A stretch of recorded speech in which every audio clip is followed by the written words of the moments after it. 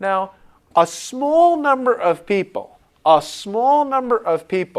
are going to have Zollinger-Ellison syndrome causing their ulcer disease. A small number of people, less than 1%, a small number of people will have Zollinger-Ellison syndrome causing their ulcer disease, less than 1%.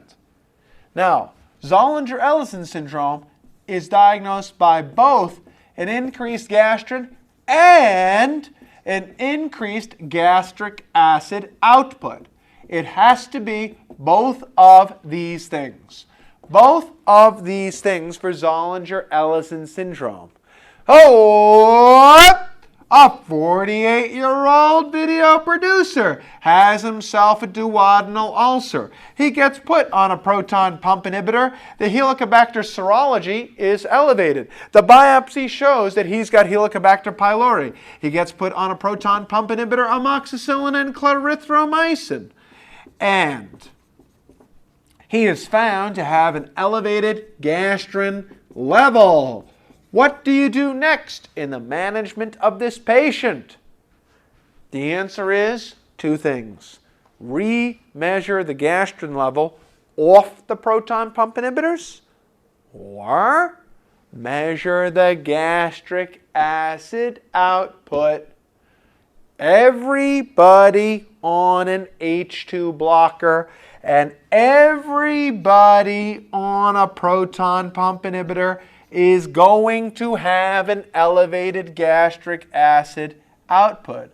That is natural. The same way that everybody who has, let's see, thyroid stimulating hormone causes your thyroid hormone to make T4 and T3. T4 and T3 should go back and have feedback inhibition on your pituitary. The only way to have both an elevation of your thyroid hormone and an elevation of your TSH is to have a TSH-producing tumor, a TSH-oma, a TSH-producing tumor. So therefore, the only way to have an elevated gastrin level and an elevated acid output is to have a gastrinoma. Now that gastrinoma is Zollinger-Ellison syndrome. Everybody on an H2 blocker is gonna have elevated gastrin. That's natural. Acid is the major inhibitor of gastrin release. Acid and somatostatin are the two major inhibitors. Secretin does a little. Secretin, as you know, as the acid goes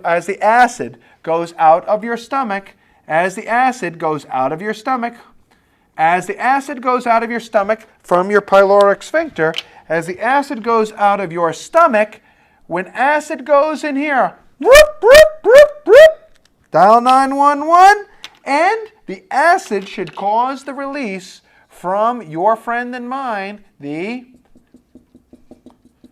pancreas, should cause the release of secretin. Secretin should cause the pancreas to release bicarbonate as well as pancreatic enzymes. Secretin should cause the release of bicarbonate. Acid goes out here, secretin should be released from the duodenal cells, and bicarbonate should be released into the duodenum to neutralize that acid. Therefore, secretin should also decrease gastrin. Secretin goes to the pancreas and promotes bicarb release. Secretin also should go to the stomach and decrease gastrin. That's why if you have secretin and secretin either causes no change or an increased gastrin, that's also Zollinger-Ellison syndrome. Now, everybody on an H2 blocker or proton pump inhibitor has an elevated gastrin. You have to do one of two things. Stop the anti-secretory therapy and measure the gastrin, or measure the gastric acid output.